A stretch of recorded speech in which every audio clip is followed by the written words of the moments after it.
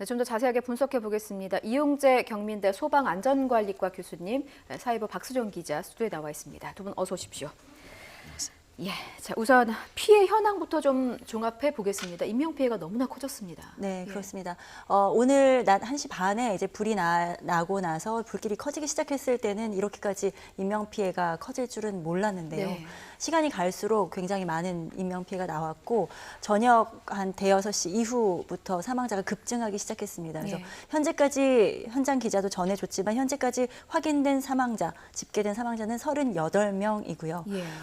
중상이 8명, 그리고 경상이 2명입니다. 모두 합쳐서 인명피해가 48명입니다.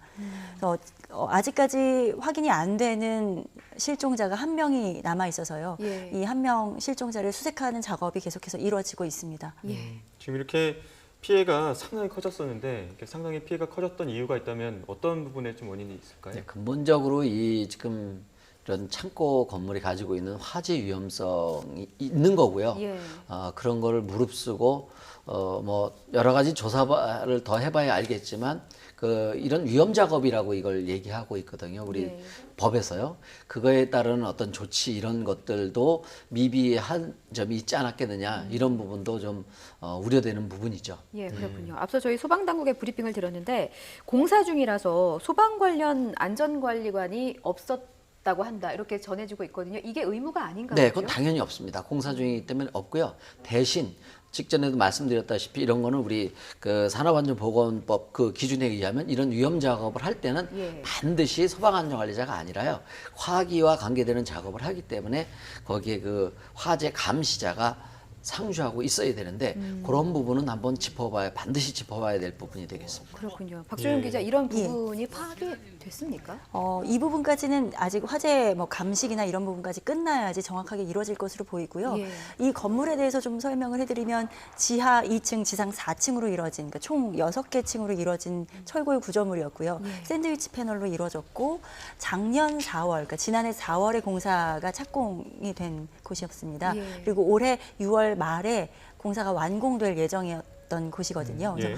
그러니까 완공을 2달 앞둔 상황에서 지금 화재가 난 상황입니다. 그래서 지금 화재 원인으로 지목되는 곳은 지하 2층인데요. 예. 지하 2층에서 엘리베이터 관련 작업을 하다가 우레탄 관련 작업 그리고 엘리베이터 설치 작업을 하던 곳에서 불이 시작된 것으로 추정이 되고 있습니다. 그래서 이 건물 자체가 아직 덜 지어진 건물이었고 또 우레탄이나 이런 작업에 쓰이는 마감재들이 예. 불에 잘 타는 물질들이 있었기 때문에 훨씬 더 불이 많이 커졌고 불길이 매우 거세졌던 것으로 보입니다. 교수님 앞서도 이런 위험 작업 같은 경우에 특히나 더 유의를 해야 된다 말씀하셨는데 네, 이렇게 우레탄 작업 같은 경우에 특히나 위험합니다. 네. 이런 위험 작업을 할 때 뭐 유의를 한다거나 현장에서 감독하는 체계 같은 건 없습니까? 그런 거 규정이 마련되어 있습니다. 그래서 예. 뭐 자세한 거는 다 말씀드릴 수 없겠지만 그 작업자로부터 뭐 5m 이내에 소화기를 두어야 된다든지 또 이런 그 공사 현장에서는 그 불똥 같은 게 비산할 수 있습니다. 그래서 그거를 대비하기 위해서 비산 방지망이라든지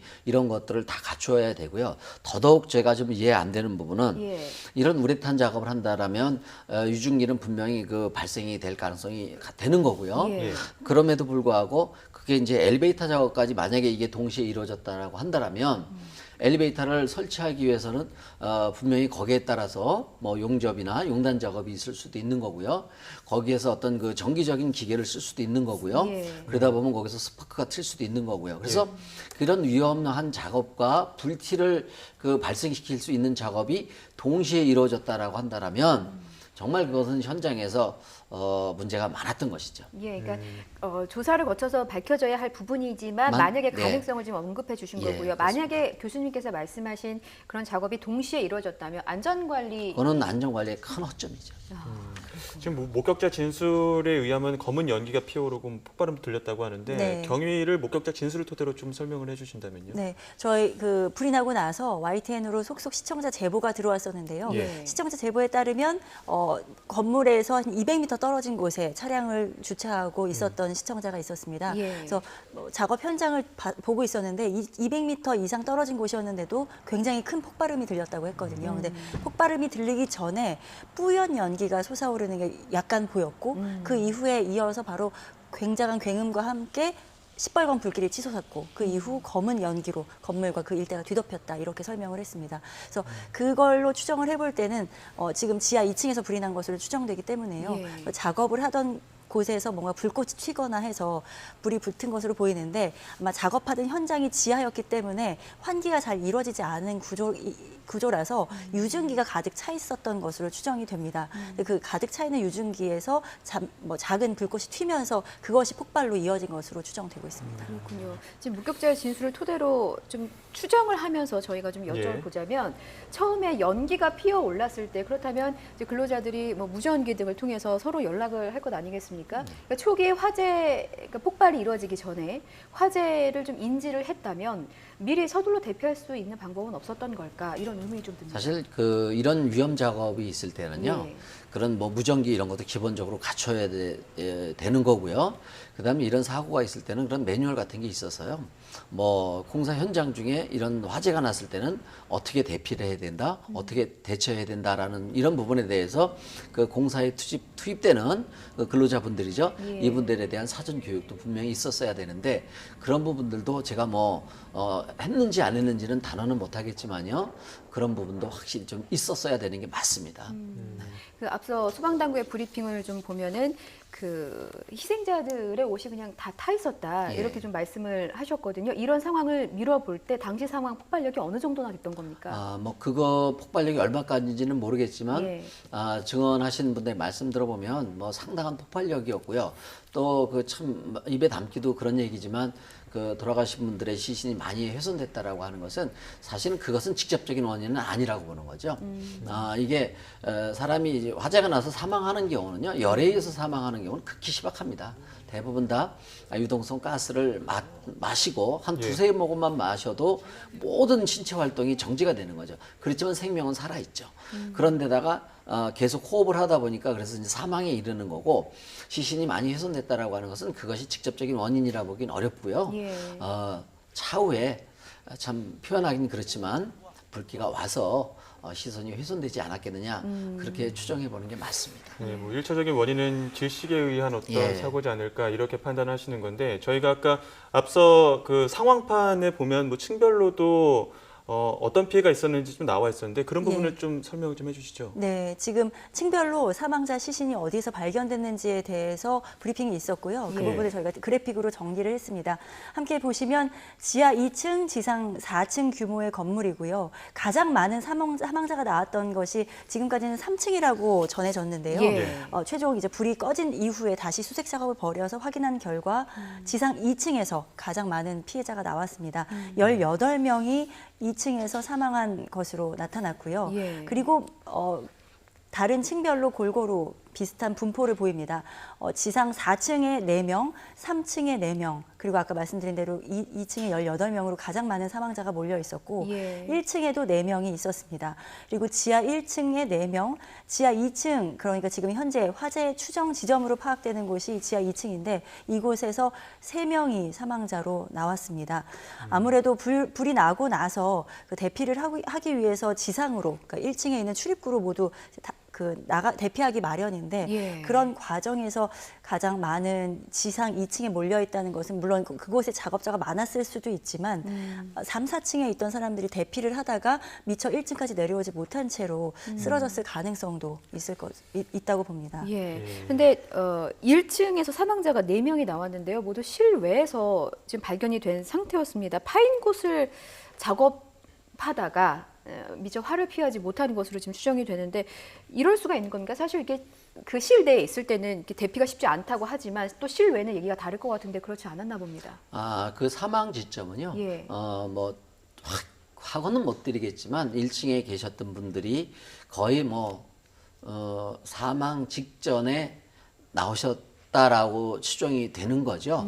일반적으로 5개에서는 그렇게 사망자가 나오기는 어렵습니다.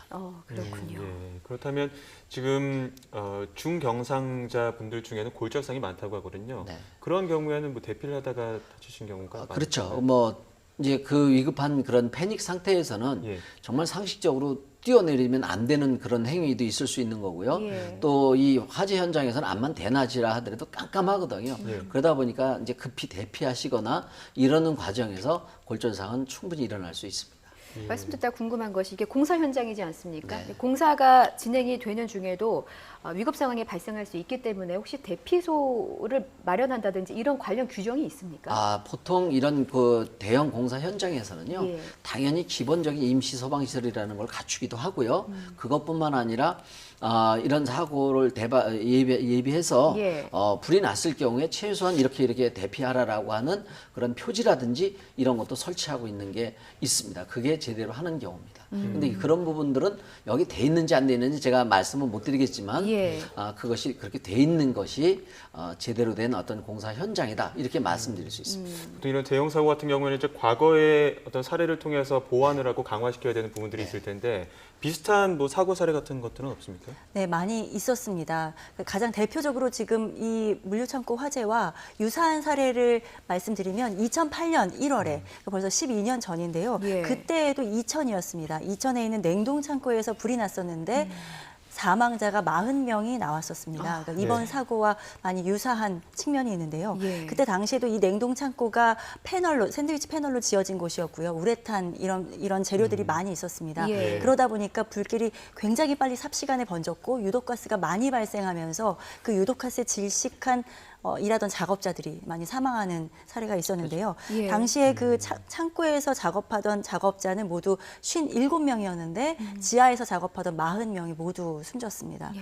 그래서 그때도 지금 오늘 일어난 이 화재와 비교를 해보자면 창고라는 특성이 있고요. 예. 그리고 샌드위치 패널로 지어졌다라고 하는 그 구조적인 문제, 우레탄 폼이나 스티로폼 같은 잘 타는 물질들이 있었다는 것, 이것들이 매우 비슷한 사례로 보이거든요. 그래서 이번 사례도 물론 다 화재가 진화되고 수색 작업까지 끝난 뒤에 감식을 통해서 정확한 원인을 파악을 해보겠지만 예. 그 2008년 화재와 마찬가지로 샌드위치 패널 같은 구조가 더 화마에 취약했다라고 하는 부분으로 볼 수 있지 않을까 싶고요.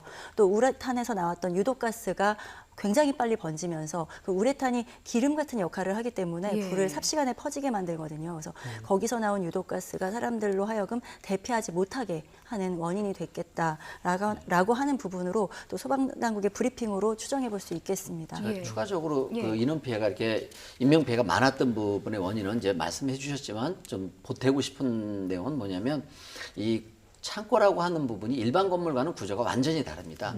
일반 건물은 공사 중이라 하더라도 저 정도 공사가 진행이 됐으면 이게 실들이 구획이 되어 있습니다. 근데 창고는 아시다시피 하나의 대공간으로 이루어져 있고요. 예. 그런 대공간으로 이루어진 상태에서 또 우레탄폼과 스티로폼이 벽체나 이런 걸 구성하고 있다 보니까 화재가 나면 아주 빠른 시간 내에 그 내부 공간에 전체적으로 연기가 퍼지게 되는 거죠. 그러다 보니까 이 벽이 있거나 구획이 되어 있으면 그것이 연기나 불이 확산될 수 있는 그 시간을 좀 지체시킬 텐데 일종의 방염의 역할을 할 수 있는 방염이 아니라 연기나 불을 좀 가둘 수 있는 역할을 할 수가 있죠. 예, 구획이 예. 되어 있으면. 예. 근데 창고라고 하는 부분들은 그런 게 전혀 없죠. 예. 그러다 보니까 아주 빠른 시간 내에 그 어느 층이든 전체적으로 그 유독가스가 확 번질 수밖에 없는 거고 그러다 보니까 여기서 작업하셨던 분들도 공간 구조를 알고 있다 하더라도 재빠르게 피난하는 데 있어서 이제 한계가 있었던 거죠. 너무 빠른 거죠, 이런 속도가. 그 빠른 데는 이제 뭐 공간에 어떤 구획이 없었다라는 부분도 있겠고, 예. 이 연기가 다량 발생되는 스티로폼이나 우레탄이 사용됐다라는 이런 것들이 이제 복합적으로 작용한 결과다. 예. 이렇게 말씀드릴 수 있습니다. 네. 샌드위치 패널을 사용하고 우레탄 폼을 사용했다. 사실 화재에 취약하다는 치명적인 단점이 있는데도 불구하고 이런 화재가 계속해서 발생하는 걸 보면은 이런 재료를 쓰면 안 되는데 그럼에도 불구하고 쓰는 이유가 있는 거죠. 예, 지금 뭐 화재가 나니까 우레탄 폼이나 이 스티로폼에 대해서 단점만을 많이 얘기가 나오고 있는데요. 예. 사실은 건축 재료로서는 좋은 점도 많습니다. 저가고요, 단열성은 좋고요, 시공성 빠르고요. 그래서 이제 이걸 안 쓸 수는 없고요. 그렇다 하더라도 이런 스티로폼이나 우레탄도 상대적으로 이 화재에 좀 그 성능이 좋은 것도 있습니다. 근데 예. 거기에는 이제 또 단가라는 문제가 또 숨어져 있는 부분도 있고요.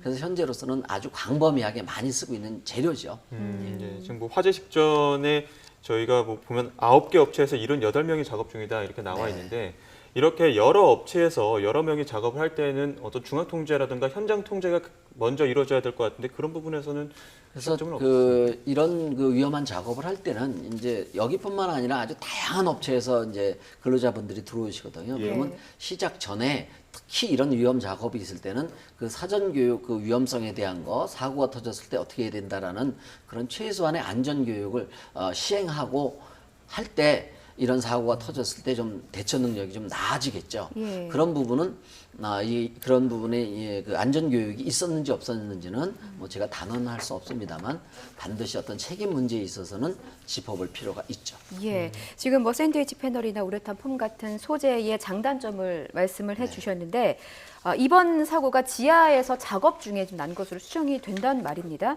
근데 사실 환기도 어렵고 그렇다고 뭐 화재에 취약하다고 해서 안 쓸 수도 없는 노릇이고 이런 경우에는 지하에서 작업을 할 때 어떤 안전 장치가 필요한 제일 겁니까? 중요한 것이요 예. 환기입니다.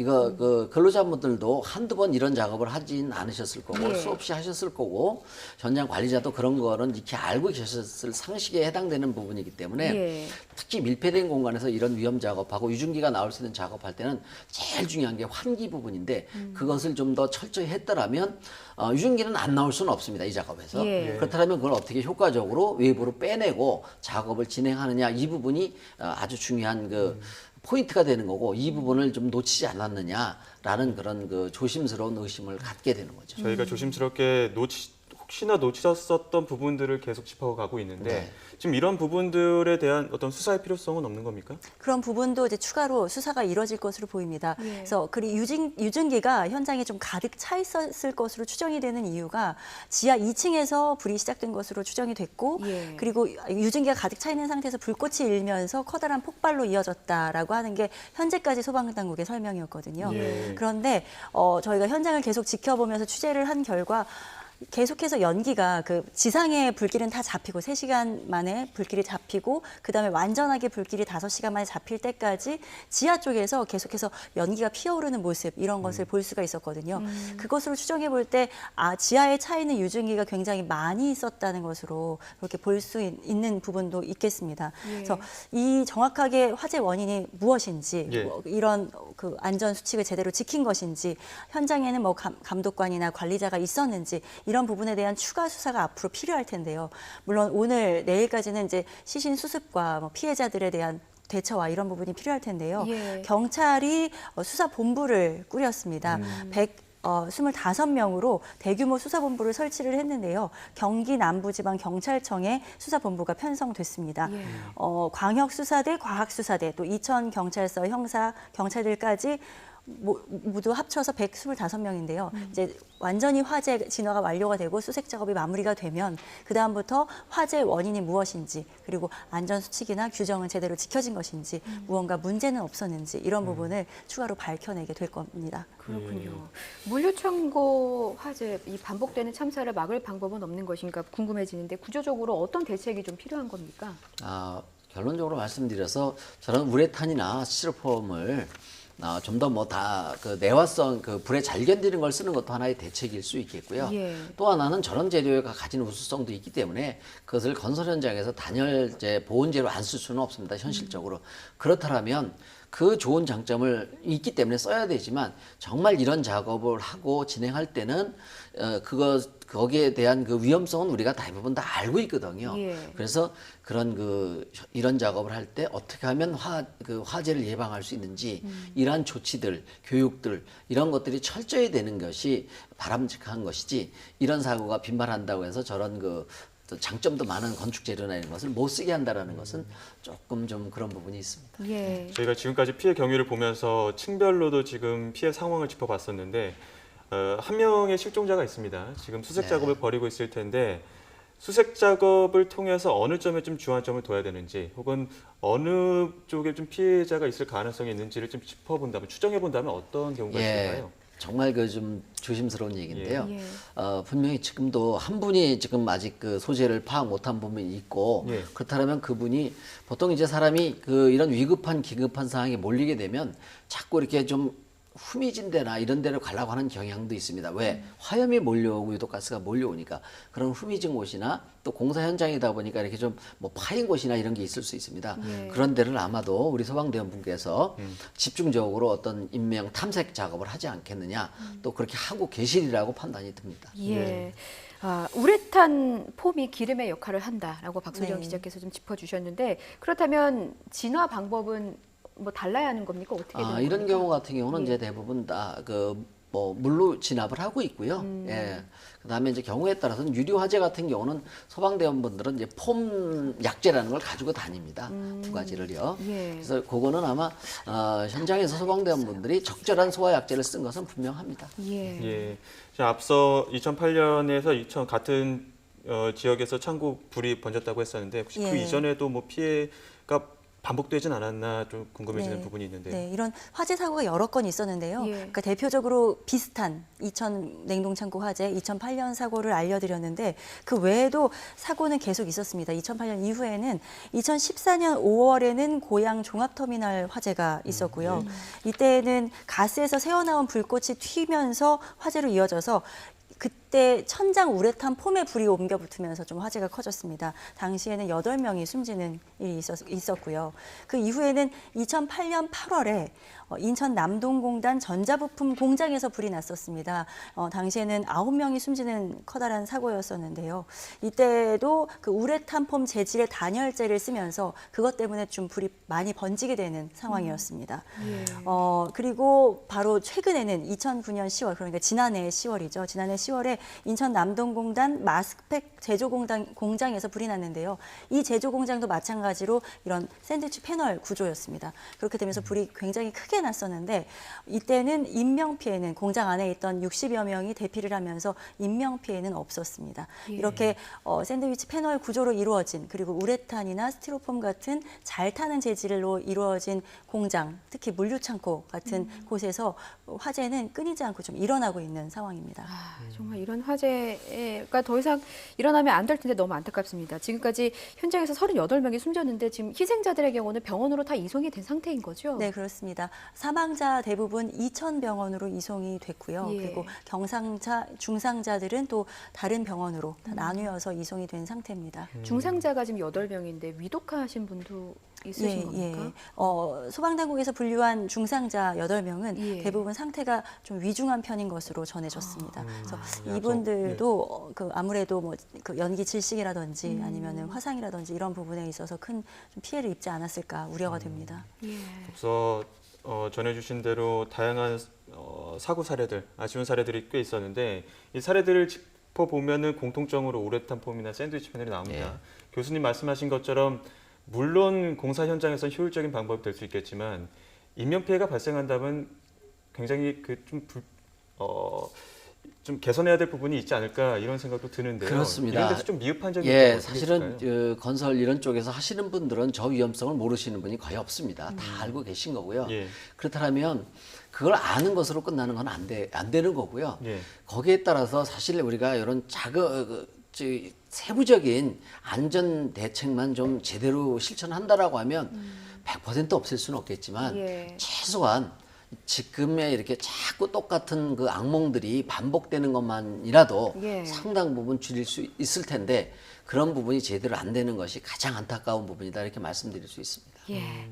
희생자들의 신원 확인 작업이 이제 이루어져야 할 텐데 아무래도 예. 이게 화재 사고다 보니까 신원 확인 작업에 좀 어려움이 있지 않을까 이런 걱정도 됩니다. 네, 아직까지는 수색이 완료되지 않았기 때문에요. 예. 시신을 찾는 작업에 집중할 것으로 보이고요. 그리고 이제 병원으로 옮겨진 시신들이 있기 때문에 병원에서 사망 확인이 이루어지고 나면 그 다음에 이제 신원들을 확인하게 될 것으로 보입니다. 예. 그런데 워낙 좀 시신이 많이 타 있었다, 훼손되어 있었다라고 하는 게 소방당국의 이야기라서 신원들이 바로 확인되지 않을 우려가 있습니다. 또 당시 현장에서 작업을 하고 있었던 그 작업자들이 하청업체 소속이거나 예. 또 뭐 일용직이거나 이랬을 사례도 있기 때문에 물론 이 부분은 아직 정확히 확인되지는 않았습니다만 그렇다 보니 또 신원이 바로 확인되지 않을 우려가 있어서요. 이 부분도 좀 걱정이 됩니다. 그렇군요. 지금 뭐 소방당국이 도착하고 나서는 전혀 뭐 검은 연기 때문에 당장 앞도 미처 보이지 않았다 이런 상황을 전달해 주기도 했었는데요. 네. 이런 상황에서 뭐 구조 작업이라든지 아니면 뭐 이 화재를 진압하는 과정은 어떻게 이루어지는 겁니까? 예, 소방대원분들이라고 해서 뭐 투시를 할 수 있는 능력은 없습니다. 예. 예, 사실 그 대낮이라 하더라도 연기가 꽉 차 있으면 불과 1m 앞도 볼 수가 없고요. 예. 심지어는 소방대원분들도 정말 어떻게 보면 몸으로 손으로 만지면서 제일 첫 번째가 화재 현장에서는 화재 진압이 아닙니다. 인명 안전이죠. 예. 예. 그래서 그거에 중점을 둬서 이제 소방대원들도 하셨을 텐데 저런 그 연기가 꽉 찬 현장에서는 인명 탐색이나 구조가 소방대원분들이라고 해서 어떤 초능력을 가지신 분들은 아니에요. 예. 그분들도 위험을 무릅쓰고 하셨으리라고 판단이 됩니다. 예. 지금 현장에서 9개 업체에서 모두 78명의 근로자가 지금 작업에 투입이 된 것으로 지금까지 알려졌는데 이렇게 여러 개의 업체가 함께 작업하는 경우에는 그 관리 감독관이 일원화해서 하는 것들이 보통의 이렇게 상황입니까? 이제 이런 공사 현장에서는 여러 그 중소업체들이 일종의 이제 협력업체, 하청업체들이죠. 이렇게 예. 모여서 공동으로 작업하는 경우가 뭐 늘 있는 일이고요. 그래서 이런 경우에는 정말 그 작업 전에 그 안전관리자가요, 그 공사를 전체적으로 총괄하는 안전관리 그 건설사에서 안전관리자가 이런 것들을 전부 간단하게 교육을 시켜야 됩니다. 예. 그래서 이게 되는 거죠. 각자 소속도 다르고 이게 다르다 보면 이런 사고가 터졌을 때도 일사불란하게 어떤 대피라든지 대응이 어려워지는 부분이 있죠. 그래서 그런 부분들을 앞으로 이런 현장은 굉장히 많을 것이고요. 그런 부분에 대해서 좀 사전에 어떤 안전 교육 이런 부분들도 굉장히 중요한 요소가 되겠습니다. 예. 뭐 당장 궁금한 건 이제 소방관분들도 이제 실종자 수색에 나설 텐데 뭐 지금 뭐 유증기 네. 피해나 뭐 이런 거에 대해서는 주의할 단계는 아니라는 거죠. 유증기 이제 이런 현장은 이제 유증기가 나오는 현장은 많습니다. 거기서도 아까도 말씀드렸지만 그 환기 시설, 배기 시설 예. 이런 것들을 철저하게 하는 게 예. 특히 지하층 같은 데나 이렇게 밀폐된 공간에서 작업하실 때는 불이 안 나도 그 유증기 자체도 사실 인체에 굉장히 해로운 거거든요. 그래서 화재를 떠나서 그런 부분까지도 고려해서 이런 환기, 유증기 배출 시설 예. 이런 것들을 갖추고 작업을 하는 것이 필수적인 요건이다 볼 수 있습니다. 예, 알겠습니다. 아직 돌아오지 않은 실종자 한 분 빨리 돌아오시길 바라겠습니다. 두 분 말씀은 여기까지 듣도록 하겠습니다. 지금까지 이용재 경민대 소방안전관리과 교수, 사회부 박소정 기자였습니다. 말씀 잘 들었습니다.